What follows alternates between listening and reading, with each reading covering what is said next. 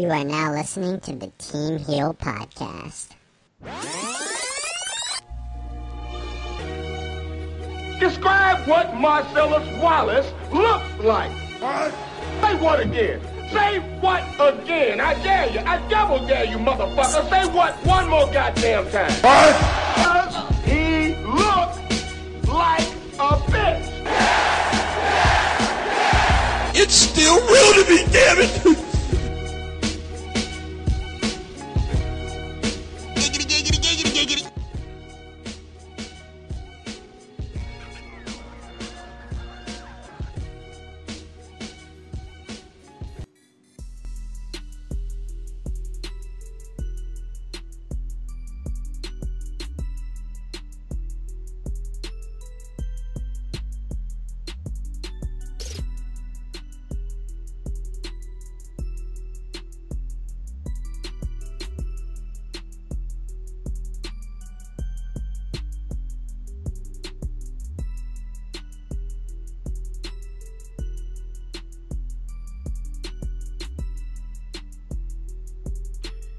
So it's Friday. This is November the 9th, 2018. I almost said 2019 for some fucking reason. I don't know why. I'm already slipping. The show's already started. Ladies and gentlemen, mother flowers all over the world. This is episode 267 of the Team Heel Podcast. That's right. What up, mother flowers? We are now live. It's Friday, and we're doing a show on a Friday. And I hope you all are enjoying your Friday, enjoying your weekend, whatever the fuck you are doing this weekend. Hope we have a fun time. But thank you all for listening to the show live. As always, if you can't catch the show live, it's okay. It's not the end of the world, mother flower. You can catch the show on the playback on YouTube. You're on the YouTube channel, youtube.com/HeelSteven. You can also check out the show on our numerous platforms that we're available on: iTunes, Stitcher Radio, PODBEAN, Spotify, and of course we just been added to iHeart Radio, so there's no excuse. You can catch us in numerous platforms. Download the show, give us those 5-star ratings. It helps out the podcast in the long run. You want to also support the podcast also in the long run. We have merch. We have merch up in our merch store over at Teespring. We have 2 shirts up on our store right now. Grab a shirt today for the holiday season and be swagged out, like the kids we usually say. But as always, mother flowers, I am not alone. It's me, as always. It's the fat fuck himself. It's Steve here. And I'm joined here by my homie, my brother from another mother, my co-host for the night. He's all the way in Detroit. Big Mike from the Big Mike Wrestling Recap Show. Mother flower, Big Mike, how you been, bruh? I'm doing all right, Steven. Snow came early already in my neck of the woods. Are you serious, bruh? Kind of depressing. Yeah, I'm very for real. The cars were covered. It was a small little sheet over the grass and the pavement, but the rain took it away, and then it's just been, snow rain, a mixture. I always feel like, to me, this is just me, of course, I always feel like snow. Here's the thing, when it first drops, it's beautiful. You know what I'm saying? When it first drops and the snow is on the ground, yeah, you gotta shovel it. Yes, you gotta clean it up, whatever. Clean your sidewalk, clean your garage, what have you, stairs, what have you, right? But when it drops first, it's cute. It's beautiful to see. You know what I'm saying? Get that cuddle time and shit with your, with your other, whether you're a guy and a girl, guy, whatever the fuck it may be. All right, it's that cuddle time and shit. Get a bowl of soup, get some hot chocolate, some hot cocoa, watch some Netflix, whatever the fuck you're into and shit like that, right? But after that, like 3rd day, 4th day, yeah, it does look disgusting and shit. But it's funny because you say that, because today over here it rained like crazy. And literally, I shit you not, bruh. I shit you not. There were little hints of snow. So I get the feeling, bro, this winter gonna be a strong fucking winter, bruh. I get that feeling. Yeah, man. It was depressing looking at it, but they said that it was gonna be a mild winter. But hey, if it's falling already, then that's the signs to tell. It's time to tell that it's time to tell, man. But we'll see, bruh. Again, you can't underestimate Mother Nature, bro. You can't underestimate it, man. Because right now I'm in shorts. I'm in shorts right now, and I'm inside my house, obviously. But outside it's kind of chilly. But it is what it is, bruh. It is what it is. But, Mike, we got a lot of stuff to get into this week. Survivor Series is literally next weekend. Did you know about that, bruh? Yeah, I did. And that's also depressing because we only have 1 week to build. By the way, yeah, keep this in mind. It's literally one of the big five now, right? Because now they have like a fifth pay-per-view, like it's a big show, whatever. And yeah. So next week's show, we'll be doing our predictions. And you know what?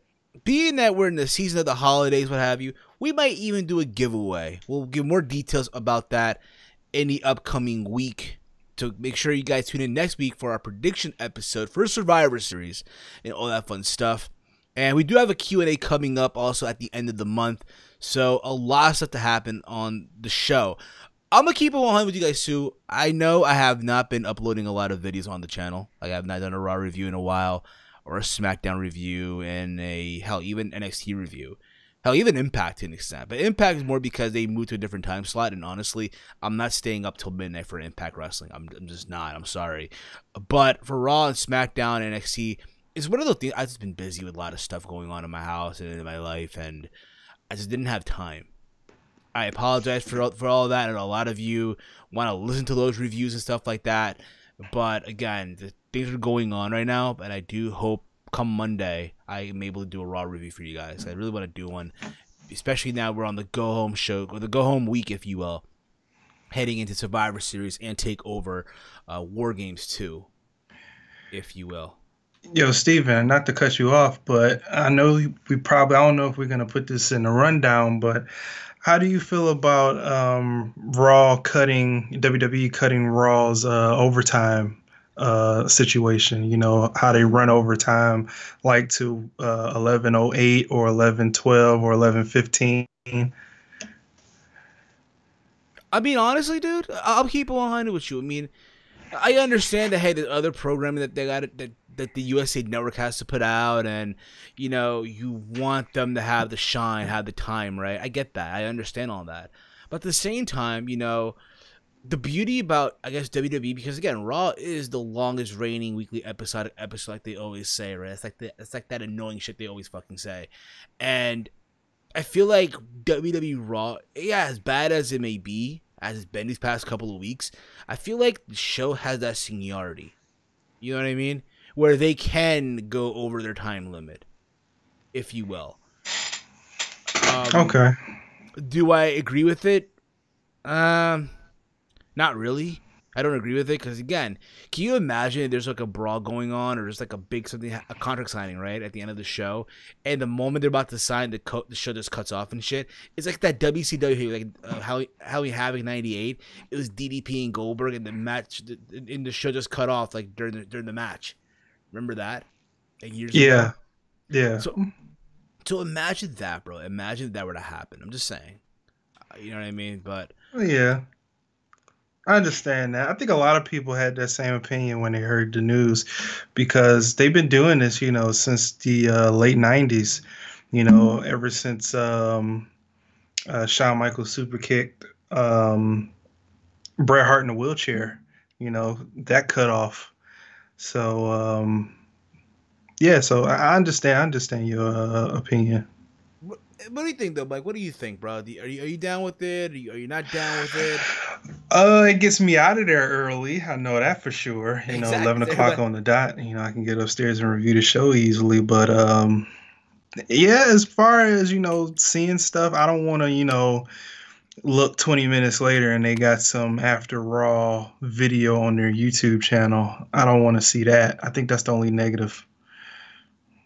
Fair enough, man. I think that's fair. But, I mean, again, it's their choice, man. It's what they want to do, and if that is what makes them feel better, then so be it, bro. So fucking be it. Moving along here, because, again, we got lots of stuff to get into this week. And you know what? Usually we haven't done this in a long time, Mike. We have not done this shit in a long time, but I think it's only fitting now that we do this. And that is to announce this week's Bobo of the Week. That's right. The Bobo of the Week is back, Big Mike.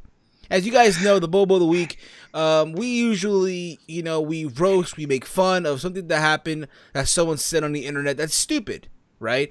And sometimes it could be a sports figure, sometimes it could be someone else outside the world of professional wrestling. Hell, for a lot of people this week, it's Donald Trump. But for me, this week, I don't know about you, Big Mike, but it has to be Stephanie McMahon.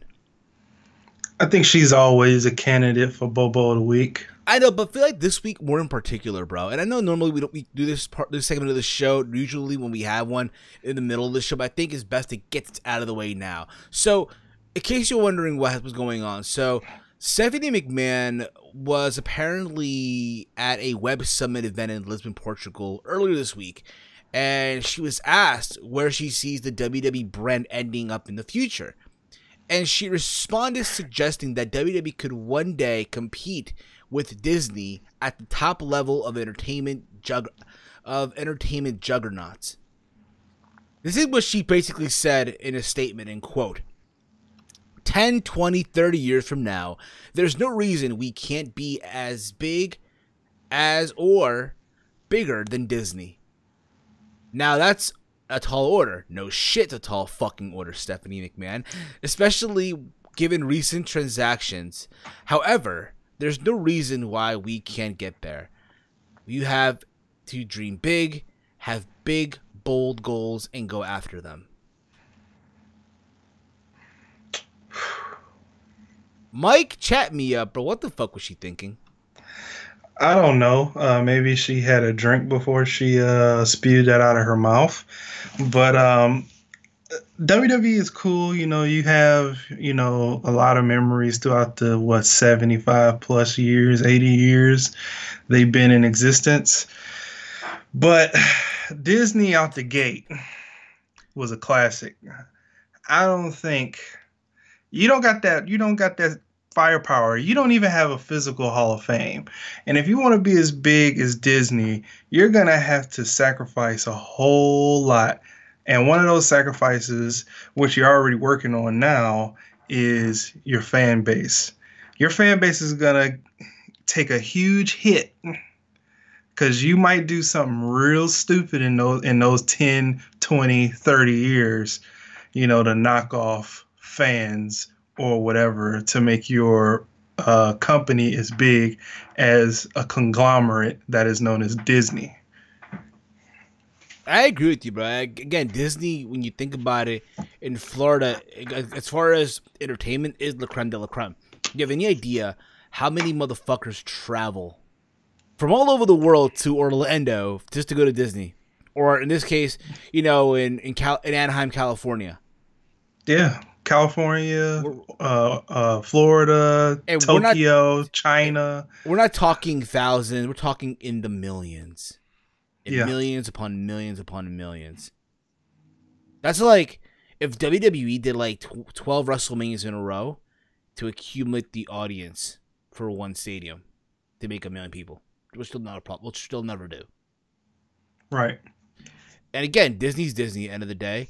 You know, again, whether it's ECOP, MGM, Magic Kingdom, I would not be surprised if WWE called the paper one day Magic Kingdom. Imagine that.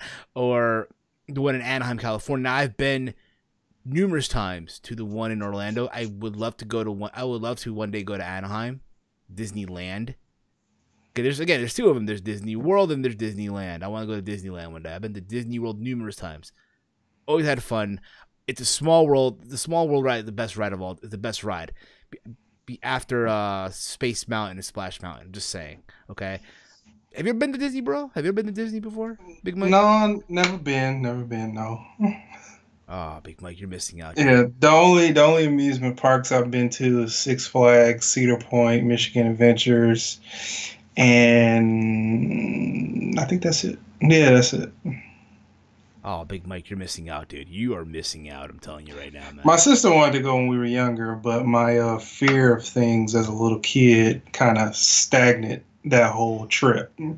I think everyone has that fear. I think everyone eventually has a fear, or they have that concern of whether or not they should do it or not, like, especially going on a ride. But yeah, I'm not a roller coaster person. I'm not a ride person. I'm a walk around the park, looking at the different, you know, sceneries type of person. I'm not a get on rides. Mike, you know what it is, but when you go on the theme park, this is how you set up to go on a roller coaster. You gotta start small first. We gotta warm up. And the best warm up ride, I tell this to everybody, is the teacup ride. The little teacup that spins around and shit. Yeah, no. I'm not getting on anything. That's the tune-up, bro. That's the tune-up ride, bro. It's like the warm-up. The most I ever did is bumper cars, and that's it. Fair enough. That's fair, I guess. I remember in high school we did a trip to Six Flags Great Adventures, and I remember it was for like a Spanish club, right? We had to like do a dance performance at the theme park, whatever, right? And they let us also walk around the theme park, get on rides and shit like that. And I remember at the time they were just debuting King Ka, or they were going to launch it, but they were doing testing, right, for King Ka. Okay. And I get in line, right, and they ask anyone who wants to test the ride. And it's funny because prior to asking, right, they had little test dummies, like test the ride out, right? And when they came back, I'm sure you've seen King Ka, right? The ride, you know how it is, right? And when the ride was over with the dummies and shit, one of the heads flew off. And they were like, all right, who wants to get on? I just left the line. I'm like, fuck this. I am out of here. Fuck this shit. I'm going on El Toro and the Scream Machine, then Nitro and stuff like that. But that's beside the point. That's beside the point. I know you guys do not want to hear talk about theme parks, the amusement parks, but again, the idea that Stephanie McMahon thinking that WWE can one day be as big as Disney. I mean, good luck. I doubt it. Just know this, like you said earlier off the air, like, bruh, if they were to even think about that, they're literally saying goodbye to literally a majority of their audience. Yeah. Goodbye to a majority of the audience and all that stuff, basically. God forbid, but again, it's one of those things we just don't want to think about, bro. Just don't want to fucking think about it. We found out matches for Survivor Series coming up literally next Sunday. They made some matches official this week. We found out that it's gonna be the Authors of Pain, AOP, who are now the new Raw Tag Team Champions. They'll be facing they're gonna be facing the Bar, Cesaro and Sheamus. Again, it's part of Survivor Series, so it's that whole Raw versus SmackDown, right? We found out as well that's going to be Shinsuke Nakamura versus Seth Rollins, as Rollins is the Intercontinental Champion and Shinsuke Nakamura is the U.S. Champion. And of course, we've been knowing that it's going to be Ronda Rousey and Becky Lynch, as well as Brock Lesnar versus my bad. It'll be Brock and AJ going at it. Besides the point, what the hell happened to Around the Point, Steven? Who are you? What do you do, Steven? Well, that's around the point, Corbin. That's around the point. What up, Corbin? What up, you crazy mother flower? I know Corbin last night was at the MLW show in Chicago, so I know he had a fun time over there. I did hear that Joey Ryan did suffer an injury. It might require surgery, which sucks, but hopefully Joey Ryan makes a speedy recovery. But let's get into the big news that happened. Oh, we also found out there's going to be Team Raw versus Team SmackDown for both the women, the tag teams, and as well as the regular singles, the singles guys, right? We found out that it's going to be apparently for Team Raw, it's going to be Braun Strowman, Drew McIntyre, Dolph Ziggler, and I guess Baron Corbin as the captain, right? No, we don't know who's joining Corbin and McIntyre and Braun. The rumor is it's going to be Kurt and Lashley to join them. Okay, and for SmackDown, the captains are Miz and Bryan, and their team literally consists of Rey Mysterio, Randy Orton, and I believe Samoa Joe. Am I right on that? No, it's I knew I was right. Daniel Bryan, Miz, Rey Mysterio, and Samoa Joe. Yeah, basically. So some matches are shaping up. TakeOver as well. Again, TakeOver I think going to be a great show as well with Johnny Gargano versus Aleister Black, Velveteen Dream, and Tommaso Ciampa for the championship. The War Games match, 2 out of 3 fall. It's between Shayna Baszler and Kairi Sane. So again, next weekend is going to be fucking lit. I'm just saying that right now. It's going to be lit as shit. But anywho, let's get into one of the big news that happened regarding Braun Strowman. As you all remember now, guys, this past Friday at Crown Jewel, right, at WWE Crown Jewel, right, in Saudi Arabia, right, Oh, how time goes by, right, Mike? How time goes by. I know, right? Time flying, having fun, bro. I'm just saying that right now. You guys remember a Crown Jewel? It was Braun and Brock, and literally Brock just squashed Braun Strowman like it was nothing. All thanks to Baron Corbin, but it turns out that there's a reason behind it, and it looks like Braun Strowman may be dealing with backstage heat these days. Yeah, man. Seems like he's in the doghouse right now. Which explains why, again, he didn't win the championship and why he got squashed by Brock. And this is what they're saying. Multiple sources have reported. This is, by the way, this is coming from Wrestling Inc., by the way. So this is, again, I guess according to PW Insider, right? Multiple sources have reported that Strowman is negligent at times when it comes to showing up to work on time. And Strowman reportedly has a reputation of being one who leaves a little early, and it's said that sometimes he makes mistakes in terms of etiquette backstage in the locker room. Another source noted to PW Insider that Braun is his own worst enemy and his own worst advocate. Whatever. Again, I mean, I don't want to come off like I'm buying into it, and I said this numerous times, and this is coming from me. Mike, I don't know how you feel about this, but I've never really been that much of a Strowman, you know, like the idea of him being the guy, I never really crossed my mind, bro. Just never did. It crossed my mind,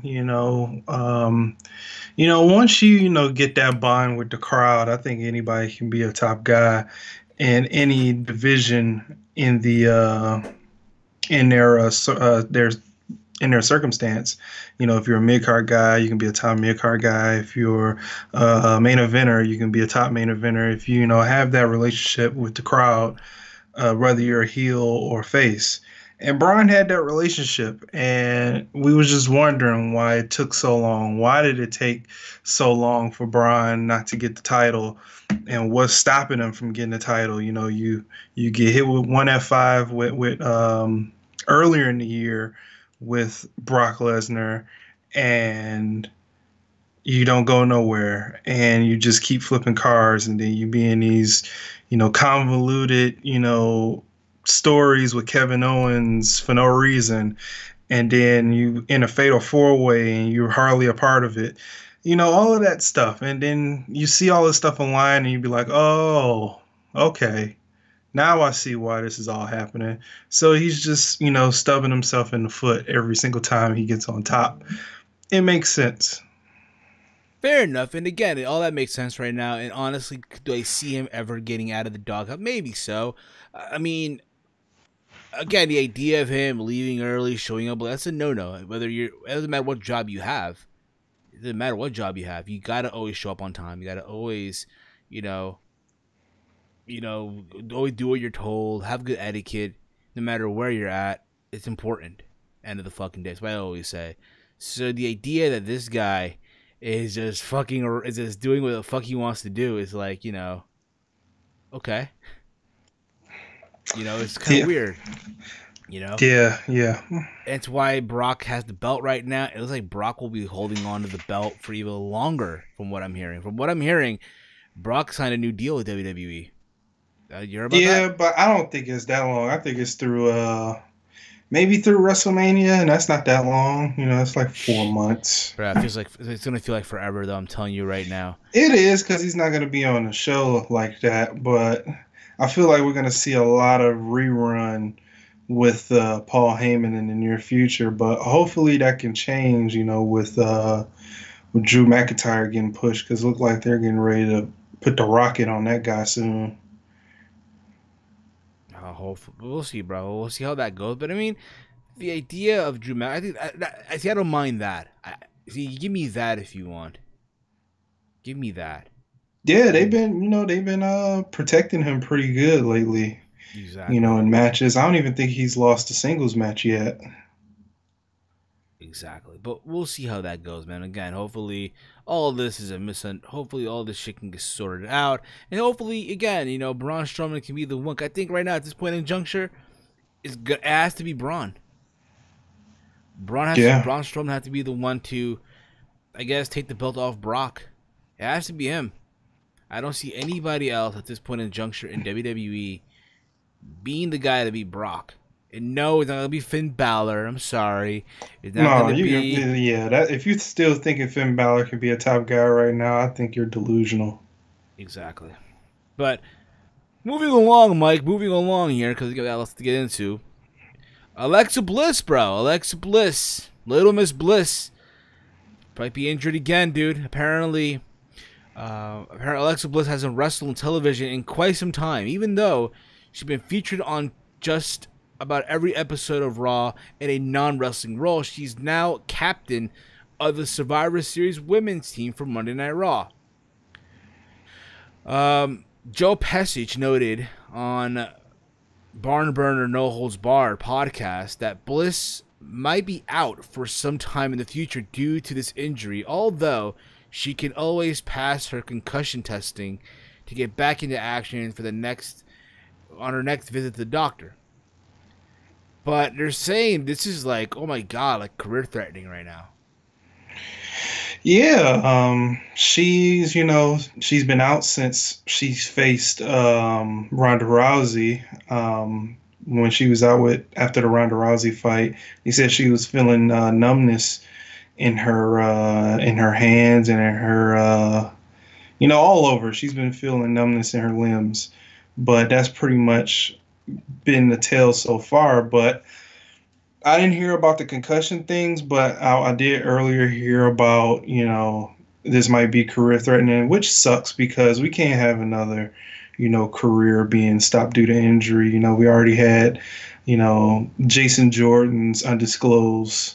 We know it's his neck, but we don't really know how that's progressing right now. He's been designated to a backstage role for now.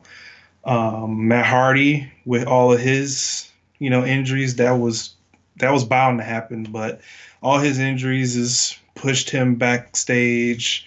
Paige has to retire. Who else had to retire? I want to say, Paige, Daniel Bryan at one time. Remember that? Daniel Bryan 2 years ago, but now he's back. But Corey Graves.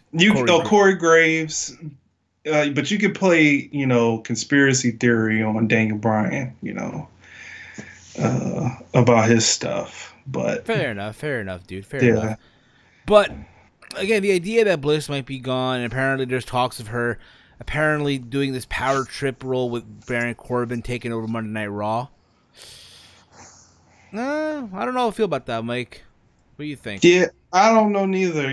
Once she said on Raw, she was like, I can get used to this role, and she's, dressed professional and all that type of stuff. I was like, are they going to make her like, like a PC version of Trish Stratus when she was with Vince? I mean, not like you have Baron Corbin tell her to get underneath and bark like a dog. I know, I said a PC version, for a woman that actually has, that actually has some decency to talk up for herself, to bite back a little bit, put her, 2 cents in, not just be a pretty face, but just be a contributor. Oh, I hear you, bro. I hear you on that.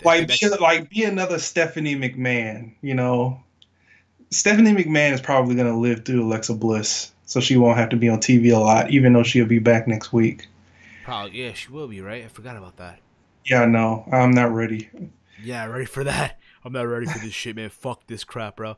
Fuck this shit. I'm not ready. I don't want to see this shit. Fuck that. Grab this.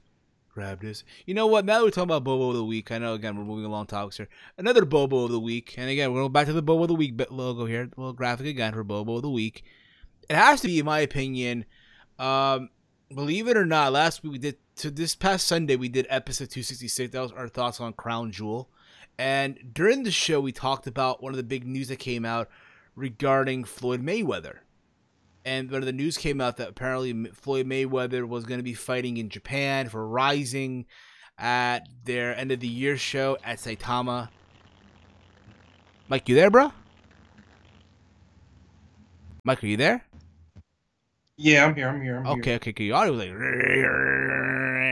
Yeah, lost connection for a second. Yeah. So apparently, yeah, there's news that Floyd Mayweather was going to be fighting in Japan for Rising, and he's going to be fighting. I want to say here the guy's name, Tenshin Nasuoka, who's apparently an undefeated kickboxer. And everyone thought, oh my God, Floyd's fighting in Japan, this and that. And it looked like it was. Like the way everything came out, that's what it was. So then, days later, right, 2 days ago, Floyd Mayweather goes on his Instagram and writes this giant statement. And I'm going to read it to you guys to the best of my ability.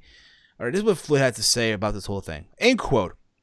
Now that I'm back on U.S. soil after a long and disappointing trip to Tokyo, I now have the time to address you, my fans, and the media in regard to the upcoming event on December 31st that was recently announced. First and foremost, I want it to be clear that I, Floyd Mayweather, never agreed to an official bout with Tenshin Nasuoka. If I butchered the name, I apologize. In fact, with parentheses, with all due respect, I have never heard of him until this recent trip to Japan. Ultimately, I asked to participate in a 9-minute exhibition for 3 rounds with an opponent selected by the Rising Fighting Federation. What I was originally informed by Brent Johnson of One Entertainment was that this was to be an exhibition put on for a small group of wealthy spectators for a very large fee. This exhibition was previously arranged on as a special bout purely for entertainment purposes, with no intentions of being represented as an official fight card nor televised worldwide. Once I arrived to the press conference, my team and I were completely derailed by the new direction this event was going, and we should have put a stop to it immediately. I want to sincerely apologize to my fans for every misleading information that was announced during this press conference, and I can assure you that I too was completely blindsided by this arrangements that were being made without my consent nor approval, for the sake of several fans in attendance that flew in from all parts of the world to attend this past press conference. I was hesitant to create a huge disturbance by combating with was being said, and for what I am truly sorry. I am a retired boxer that earns a unprecedented amount of money globally for appearances, speaking engagements, and occasional small exhibitions. After reading that, bro, I need a drink. I need a fucking drink myself too, man. Dude, Floyd is so full of it. He is so full of it. Oh, bro, Floyd Mayweather, man. Fucking Floyd, yo. And you know what's the other thing about it? Now, there's a part of me that can believe Floyd. There's that part of me that believes him. And I'm saying that because I feel like, okay, anyone that knows Japanese MMA, like people that run Rising were the people that ran Pride. And Pride at one time was connected to the Japanese, like, mafia. Yeah, triads. The triads and shit like that. So, again, you know, over there, everything is rigged. You know, they don't give a shit about steroids and shit like that. So it can be fucking rigged. Now, he was at the press conference. They had a little stare off and shit. It made it seem like, yo, they're gonna have the fight. That's what it seemed like. Yeah. And then this happens. All right. This shit happens. You know what I think? What do you think, bro? What do you think, Big Mike? Let me know, bro. I think this is a cash grab, and it was a. Regardless, yeah, it was, and I believe you, bro. It was gonna be a cash grab. Now, keep this in mind. There was no news if the fight were to take place. What the rules were? Right. From what I heard, they're gonna fight in MMA gloves. Apparently, the guy was not able to throw kicks, just punching. But the idea is, let's keep it real. Let's keep it real about it too. The fact that Floyd Mayweather, again, the fact that he went to Japan, it took this fight in Japan allegedly, says a lot. That again, in America, nobody wants to see him fight anymore. It's not like nobody doesn't want to see him fight anymore. They want to see him fight the right people. No, but bro, at his age of 40 years old, come on, the guy's 40. You know but you see what he did with with Conor. Yeah, but even though Conor was inexperienced in the ring. And I agree with you on that, but at the same time, bro, there's a lot of people, there's like a lot of boxing purists that were like, oh man, Floyd made an embarrassment of the sport because it took him like 10 rounds to fucking finish off Conor McGregor. I think he wanted to do that. He wanted to do that. He knew that Conor was going to try and stay in the fight as long as he could, and he knew his conditioning problem. So he said as soon as the late rounds get in, he's going to be like a newborn baby deer, legs wobbly, out of breath, falling over almost without even punching him. So he knew. And Floyd was ready for it, and Conor wasn't. So he was smart in that aspect. So it was easy money. What can you say?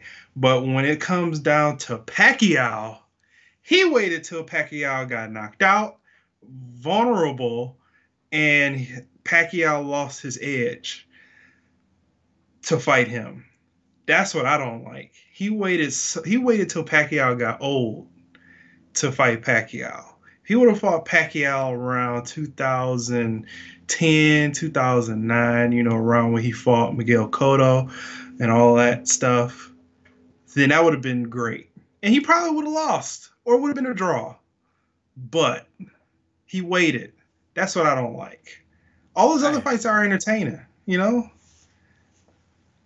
Yeah, but again, man, the fact that you at the press conference, you sitting there, and again, I just don't think in America people want to see him fight anymore. That's why I think he had to go to Japan and all this happened. Now, is it true that, hey, just maybe that could have happened? I believe so. I really believe it. They probably thought, oh my God, he's going to have the fight, it's going to happen. And then Floyd comes to America and then says this. Yeah, this is another opinion that I got. I feel like, like I said before, cash grab. It's a new promotion federation. Not really. I mean, RAID's been around for a couple years now, so it's it's still roughly new. Not a lot of people know about it. It's now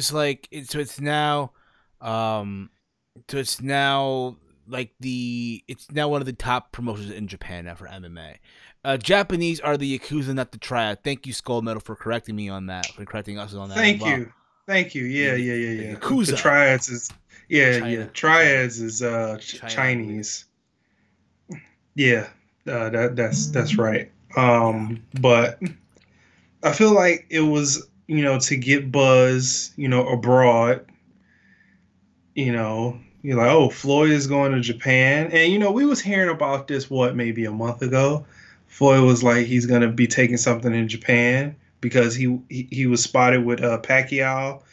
And he wanted to fight Pacquiao again a month ago. Yeah. And then he said for a tune-up fight, he wanted to go to Japan for a fight. This was it. And then you back out. I feel like he got a check to promote the federation or promotion, fighting promotion. And it wasn't going to be a fight anyway because Floyd would be a complete idiot to do a MMA fight. With no kicks, it'd be a mockery of the sport. He would do overtime, with making mockery of combat sports. If you thought the McGregor thing was bad. Yeah, I hear you, bro, and I agree with you on that too. But at the same time, it's like, bro, the Japs are the one thing about they got money, bro, so they could. Yeah, they do. They could throw Floyd a shitload of money, would have done it. But again, I hear what you're saying, bro. I believe you on that too. But at the same time, it's like I just don't think, especially what happened when he fought Conor and all that. At this point, he had to reduce to going to Japan for this event on New Year's, by the way, on New Year's Eve of all things. But besides that, man, let's move along. We got 10 people in the chat. You guys are kicking ass right now. All you guys are so awesome. We'll be taking your calls momentarily. Get some calls in as well. But let's talk about this other topic, bro. Moving into the news. Speaking of Japan, apparently WWE is in an attempt to raid New Japan Pro Wrestling. Now, it was reported apparently that Tetsuya Naito declined an offer that WWE made for him early this summer. However, it also appears that he's not the only Japanese name that WWE's after. According to the Wrestling Observer newsletter, WWE is after at least 2 more undisclosed talents from New Japan Pro Wrestling. This is what Uncle Dave had to write, and quote, Naito would be one of the 3 at least Japanese top guys feelers have been sent to. Naito would be one of the 3 at least Japanese top guy feelers have been sent to. 2 other that were aware of didn't turn the offers down without thought. Although one would be a huge surprise, and the other would be a great worker who I didn't see flourishing in the WWE system, but also probably wouldn't have any reservations about moving to the US like many Japanese might. Now, here's the thing about it, okay? The fact that Naito turned on WWE, I'm not surprised. I did know that Naito, again, said that he didn't want to go to WWE years ago, saying his home is New Japan. It's just fine. It is what it is. But let's just think about this for a minute, all right? Let's keep this for food for thought here, all right? You know, they said 2 more guys. Again, when you look at the New Japan roster right now, it's a shitload of people they have over there right now. Kenny Omega, you have Kota Ibushi, you have Cody, if you want to put him in there, Evil, Will Ospreay, Jay White, Switchblade, if you will. Yeah, this podcast is not Switchblade friendly. I'm sorry, we're not. Juice Robinson's another one, again, who was there at WWE many years ago as CJ Parker, and now look at him now. The guy is tearing it up in Japan. There's a plethora of people that's in New Japan right now that could potentially one day make the move, like Okada, or hell, maybe Tanahashi, right?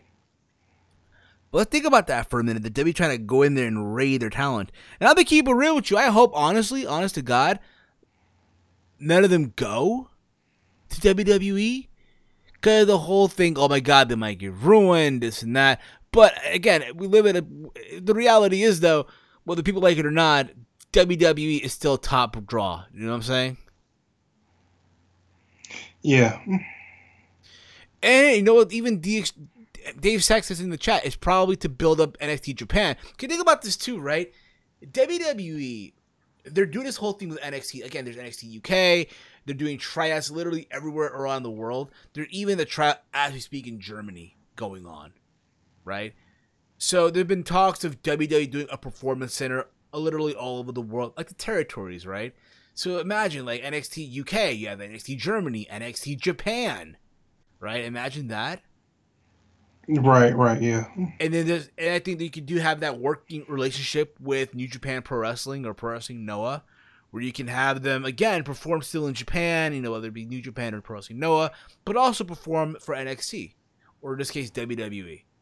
But let's think about this for a minute. Who do you think could be the 2 guys? To me, it is my honest opinion. I think it's going to be Kenny Omega, and I will say the second person is CJ Parker. Or, I'm sorry, Juice Robinson. What do you think, Mike? Who'd you say were the 2 hidden people again? For me right now, it's Kenny Omega, and I would say the second person being Juice Robinson, formerly known as TJ Parker in NXT many years ago. Guys, let us know in the chat. Who do you think are the other 2 guys that WWE could be after from New Japan Pro Wrestling? Let us know in the chat. I think I'm gonna have to agree with you on that, because I really don't see, if you hear the description that, you know, Meltzer is talking about, I really don't see Juice Robinson, you know, fitting in on what WWE is doing right now. His character seems very jobberish right now for current WWE. And what was the other description? He said a good worker or something like that. Yeah. And that sounds like Kenny Omega. So they fit the description well. So if we was, you know, private investigators, I think we would close this case. So I think I think that's it. That's it. Okay, that's fair enough. I think that's it. It's fair enough, bro. I'm reading the chats here. D Extreme writes here to lead NXT Japan, Kenny Omega, Nakamura, only to have a WWE decorated star. But we're talking about, Dave. You said Kenny Omega, but what about the other guy? Talk about someone that's currently in New Japan that WWE could be after right now. Nakamura, when you think about it, is already in WWE, so it's like I really can't put him in there. But again, to each their own, bro. To each their fucking own on that. But that's around the point. That's around the point, bro. That's around the point. Again, they're gonna be going after so many people right now. It's insane when you think about it. Who the fuck they could be going after right now? It's insane right now, bro. It's fucking insane. Anywho, moving along here, Mike. Moving along here. We'll be taking calls momentarily after we talk about this news coming out of Impact Wrestling, dude. Impact Wrestling. Apparently, the word is going around that they are looking for a new television partner.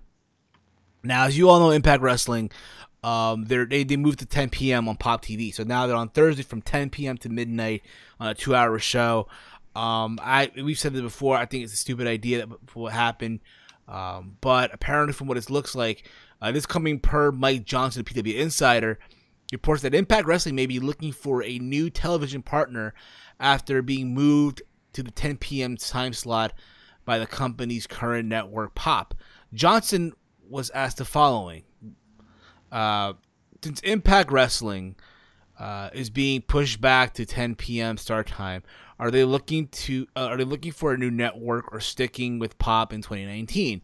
If they are staying on the network, will Impact try to convince Pop to let them do an edgier TV 14 rated show since they are on the 10 p.m. slot? I mean, Impact has to try anything to get more viewers. And this is what Johnson responded with. In quote, "We've heard the company has been looking for a potential new TV partner. Pop moved them to 10 p.m. Can't be seen as anything but major steps backwards in the relationship between the two sides. I don't think you can say Impact isn't trying to be edgy when they've ran a storyline where a child was almost killed." Think about it. Think about it. Yeah. Richie going to move tardy. Violence product isn't going to help. Now, keep this in mind. Impact last night hit one of their big ratings on Pop, moved to 10 p.m. But here's the thing about it, okay? I'm gonna keep it 100 with you. I said it before, and I'll say it again. I think the idea of them going to 10 p.m. was stupid, but at the same time, though,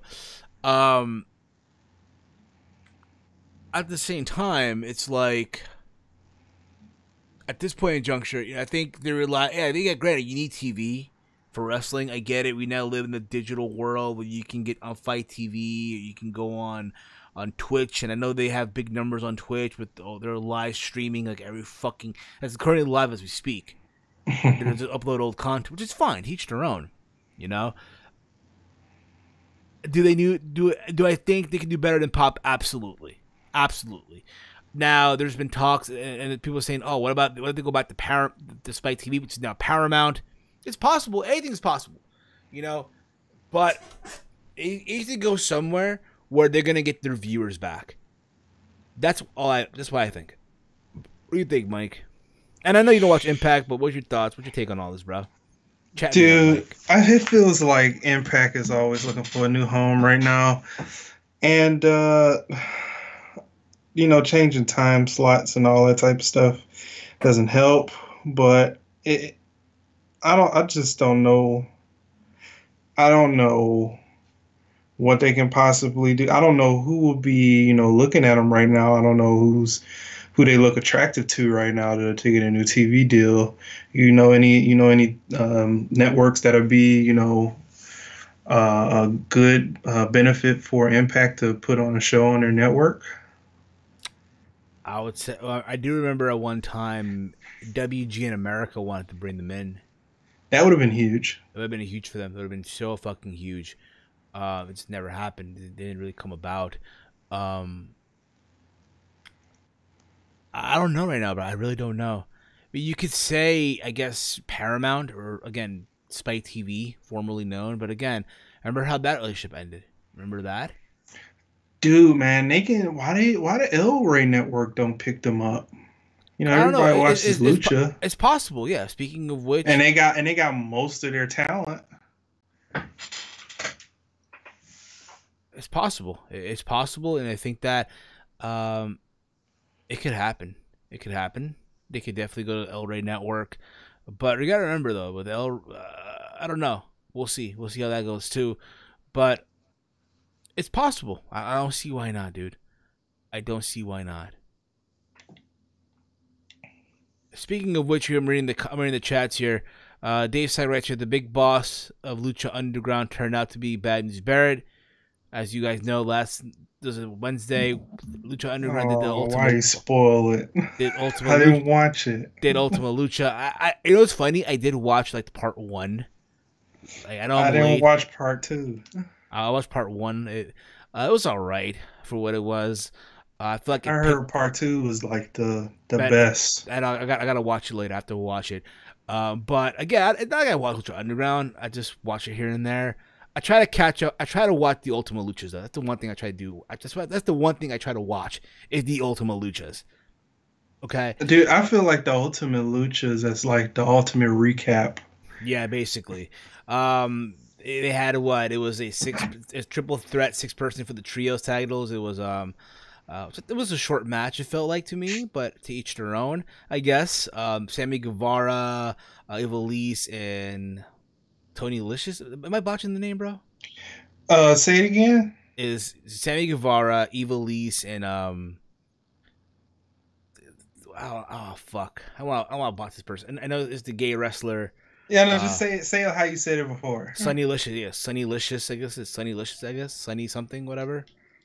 I think you're not too far off, but I know who you're talking about. Yeah, it was versus the Rabbit Tribe and the freaking the Squirrel Tribe or the Lizard Tribe, whatever. It was a short match for what it was. They took out Sammy Guevara by the White Bunny that turned out to be Killer Cross. You had Taya Valkyrie versus not Johnny Mundo or Ricky Mundo. Basically a match where Taya Valkyrie beating the hell out of Ricky Mundo, then chokeslammed it to a fucking table, which I thought was funny as all hell. The main event, it was Matt Cross versus freaking, again, I don't watch Underground like that, so just keep that in mind.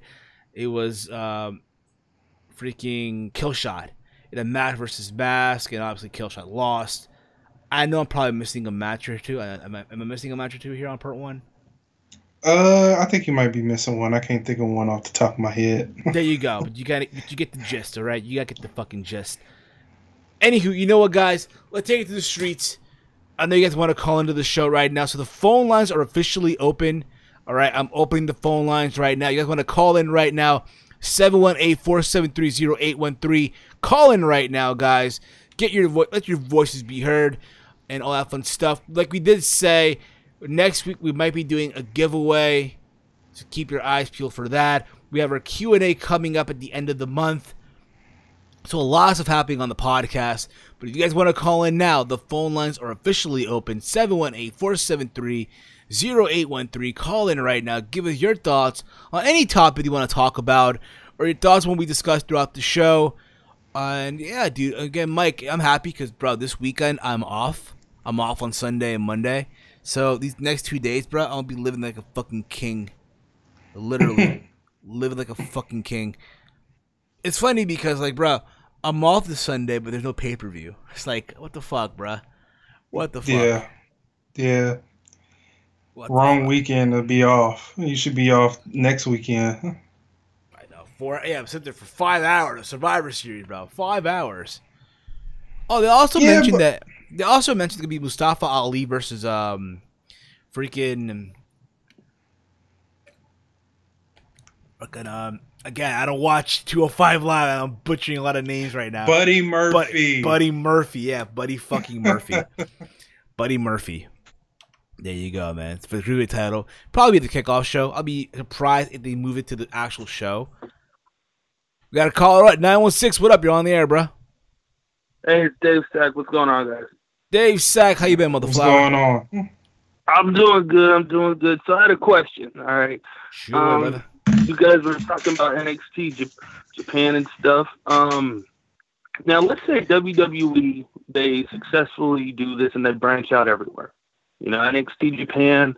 I think the other place when they did that big conference they wanted was NXT Australia, I think. And I've heard talks of like the Eddie Guerrero Classic for luchadors. Let's say they ended up doing all that. Okay. So like, do you like? I feel like it would be a double-edged sword because I think like with NXT UK, like they signed these guys just to have them. Like I don't think we're ever going to see, because like Triple H said he could see Pete Dunne being a future WWE champion. I don't think any of those guys are going to be on the main roster. Like they're just supposed to be in the UK. And I just wanted your opinion on if they did this and branched out and had all these international territories. Okay. Do you think that like it could work? Like, do you think like maybe they could do like one or two, not takeovers, but actual pay-per-views strictly for the international territories, and then like give the main roster a break, like for a week or two, like I mean for a weekend, so they don't gotta do a pay-per-view? Or do you think like they would just be stuck with like, I mean like ever since the introduction of the UK Championship, like that title hasn't even made it to a pre-show, though the actual women's UK Championship was defended at Evolution in a dark match, and we haven't seen Pete Dunne at a regular show like defend the championship. So it's just like I'm almost at the point where I don't think we're ever going to see that like that belt at WrestleMania, and that hurts. So like I was thinking about that, and then the other part of it is, do you think the only time we may even see any of these guys, if they had all these different territories and stuff, would be the Royal Rumble? Go on, Mike. You go first. You go first, Mike. Yeah, this was I think we discussed this. When did we discuss this? Like a couple of podcasts ago. Yeah. The idea of who can we see going up the main roster, like who could we see them grabbing, I guess, from NXT UK? And we did say it could be probably Pete Dunne and probably Tony Storm. Right. And but go on, Mike. You go on. Then I'll go after. Well, yeah. That was my question the whole time, because like some of these talents I feel like, could be, go through NXT and get called up to the main roster and flourish with the right type of booking, of course, even though that hasn't been, the thing of late. But yeah, that was my whole question before. I don't know what they're going to do with these guys. I was expecting Pete Dunne to defend something either at War Games, but he's going to be an actual War Games match, so that's okay. At least we're going to see him there. But as far as the future for like UK, and if they branch out and stuff like that, I don't think they're going to have any like special events until they can make room for it. That's pretty much what I see right now, but that can all change. Triple H knows how to work out a lot of stuff and fit in things to where, people can see it in a broader audience. But for right now, I don't see any of that happening. I don't think we're going to be seeing these guys move up or move down or anything like that. I think the idea, the UK title, honestly, I think it's meant to be defended in the UK. I mean, technically, it has been defended on the independent shows, if you will, at Progress and ICW, wherever you guys are advertised. Yeah, it's going to be defended there. I don't think we'll ever see it on the main roster. Like, yeah, there's that one time where Pete Dunne did appear on Raw, like last year, if he faced Enzo Amore, and that one little random match where he beat him and shit. But I think, again, I feel like 205, again, not 205, but the whole the NXT UK thing is a Triple H thing.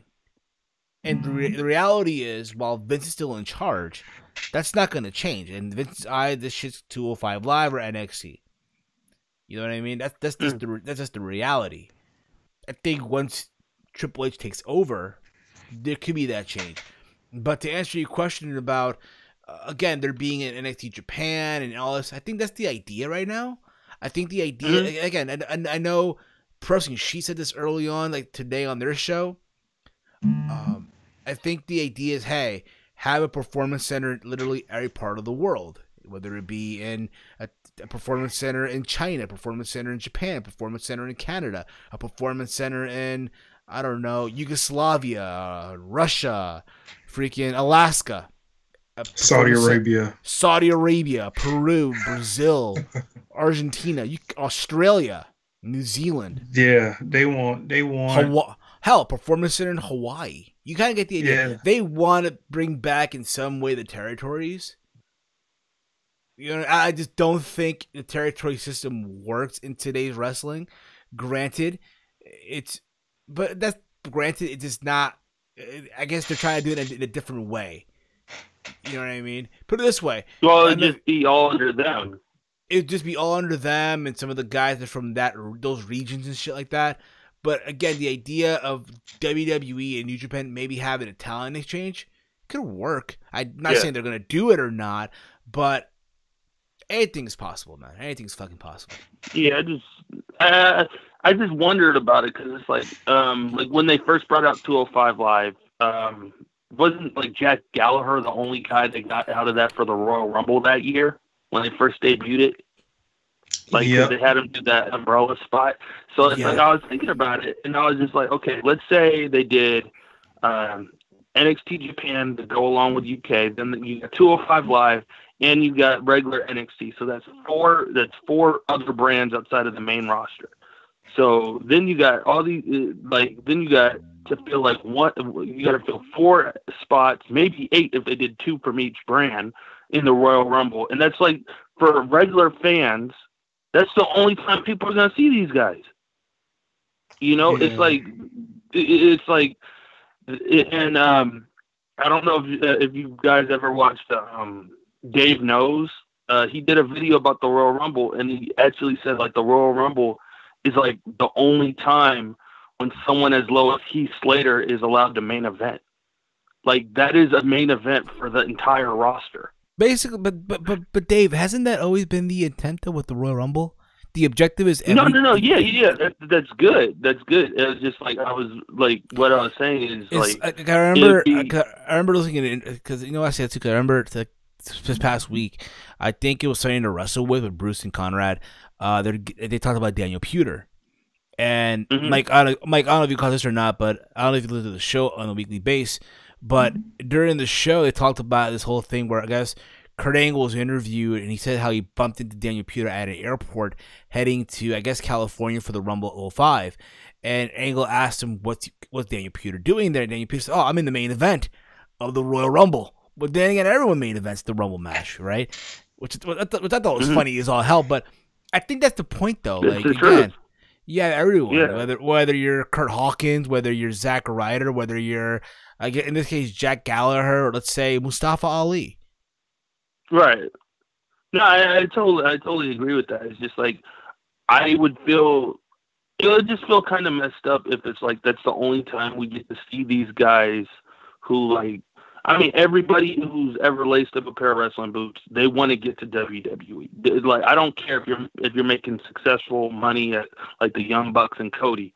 At one time or another, they thought in their heads, I really, like, I'm doing this to get to WWE. Okay, that's the be all end all, as you said.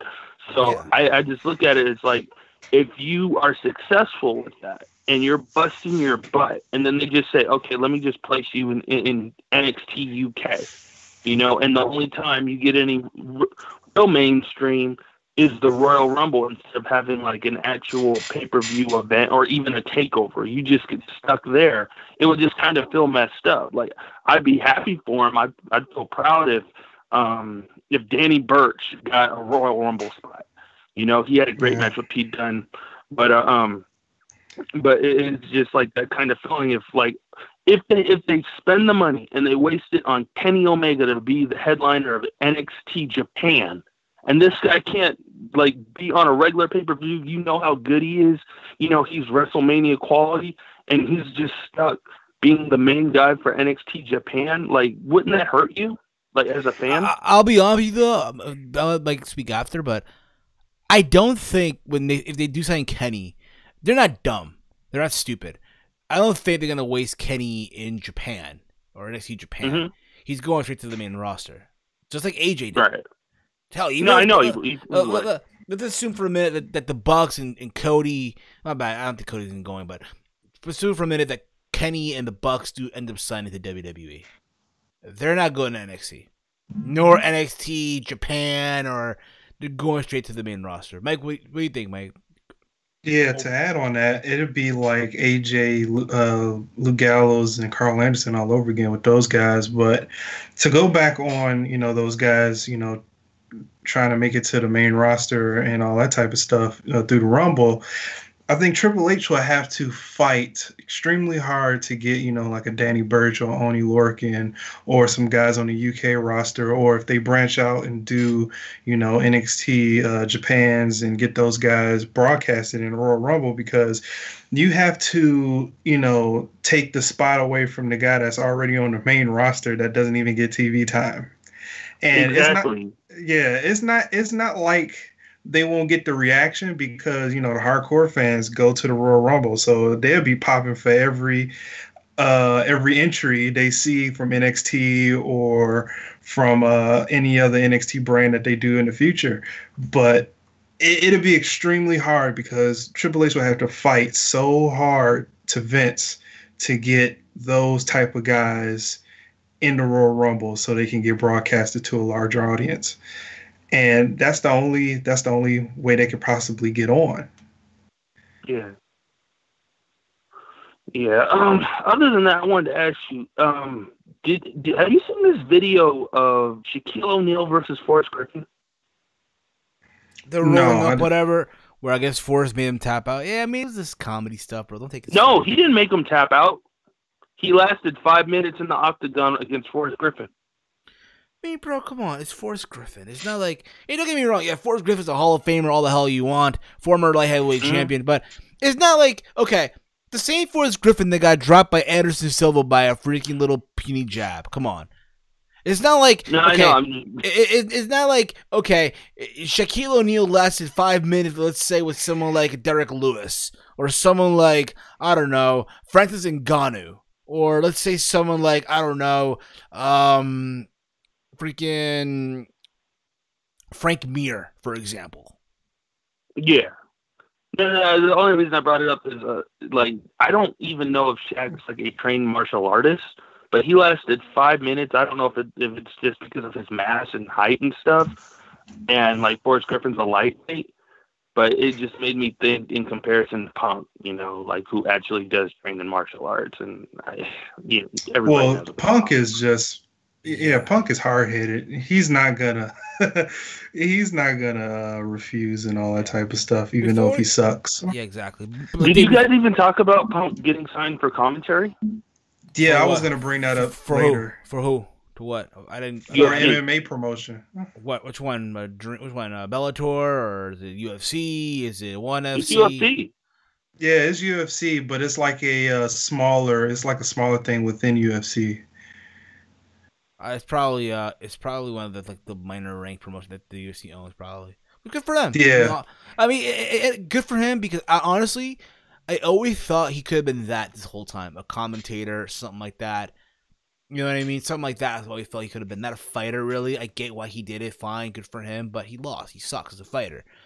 But I think that's his niche, being a commentator. There's rumors, there's talks of a WrestleMania match with Shane, which honestly I don't want to buy into. It's not going to happen. He's not coming back to wrestling. He's not coming back to wrestling, period. He's done. Exactly. I'm over it. Exactly. I think all of us are at this point in the junction. If he comes back, it's going to be the same expectations that fans had with Shawn Michaels coming back. And everybody's going to be like, oh, we want the CM Punk of old. You're not going to get it. He's been out the game, 8 years now or something? Yeah. So, I mean, that's really going to suck. But it's just like, I feel I agree with you guys that he would be great. He should have been in that role to begin with. And in my opinion, if he wanted to fight, I would have preferred to see Punk on the Ultimate Fighter. I'd rather see him start commentating, working kind of like as an MMA ambassador or something, hosting events or Or you know how like they have the talk show after The Walking Dead. If he did a talk show for MMA or something, and then just like in the meantime he was training, and then like he did the Ultimate Fighter, that I would have respected that a lot more than him getting the spot that he did. You know, I get it. He's got the name, and so that's why Dana White did it. But it's like, it was a joke both times. Yeah. Made a shitload of money, but that's around the point, Dave. All right, bro. Listen, Dave. Yeah. Nice talking to you, bro. I'm gonna let you go because I gotta wrap up the show, man. And I'm tired as fuck. All right, man. Thanks for calling in, Dave. You the man, no brother. Problem. Peace out, brother. Yeah. But the idea of Punk, though, I mean, let's get this out of the way real quick. The idea of CM Punk trying to, again, take this fight and all that stuff. I'll believe it when I see it, dude. Like, especially again with WWE, because again, we live in a world where anything is possible, dude.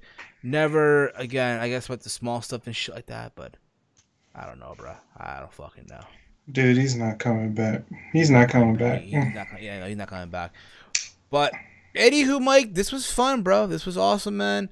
Anything you want to say in closing before we wrap up the show, bro? Anything you want to say? I think that was my closing remarks. So I think that's all been answered. So no closing remarks for me. All right, well, guys, you guys have been awesome this week. All of you guys have been awesome. Whether you've been in the chat, tweeting, what have you. Thank you all as always. Again, if you were not able to catch the podcast live, it's okay. It will be available as a playback. Also available on iTunes, Stitcher, PodBean, Spotify. Also now available as well on iHeart Radio. For the download, listen to it on the go. Give it the 5-star rating. It helps the podcast in the long run as well. Also, want to help out the pod. We have that merch over at Teespring. We got those shirts. Get your shirt today. Be swagged out for the holidays. Speaking of which, again, like I said earlier, we will be doing a contest giveaway regarding Survivor Series. So make sure you tune in next week for more details regarding that. And at the end of the month, we'll be doing our Q&A. At the end of the month will be our Q&A for the month in November. So we'll give more details on that as well as we get close to that date.